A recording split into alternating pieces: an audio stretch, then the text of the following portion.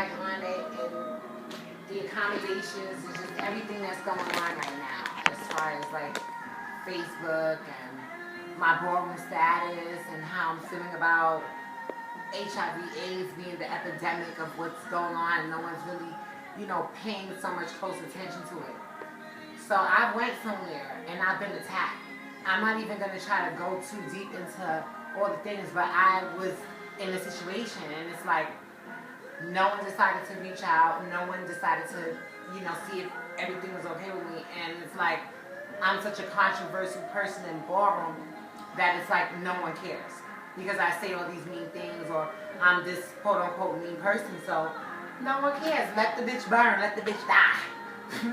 It's how I looked at it. It's how I say it. But that's why I always have my own money, and I have my own ways of doing things. I'm never out of town totally broke. I'm never doing too many things out of my element. And me and that boy Loco Mizrahi, I'm angry at that because I trusted him. And I thought that this would have been a memorable trip and something that I could look back and say, I had fun, even with ballroom being like how it is. 95% HIV and me being part of the 5% that's not, and having a whole bunch of people, even Yolanda fans or whatever. Keep yourself safe. And if you are sick, please let that person know that you are. And feel comfortable with that instead of, all these blindfolds and this whole masquerade that we're walking around in. Because it's the children that matter right now. Everybody else, all the other people, the long-term carriers, they're halfway on their way out. But these new kids that are coming into the scene, think about it twice.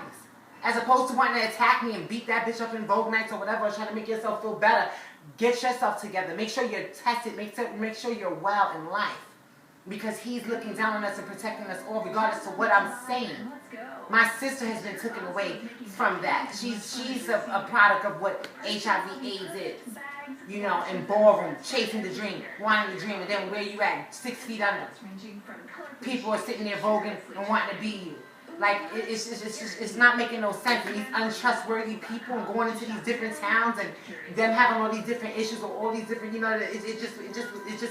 was completely crazy. It's just completely crazy. For all of that, he didn't have to invite me to Indianapolis. For all of that, I could have stayed home and continued to been doing what I've been doing, living my life as Yolanda. Nobody's been seeing me in ballroom.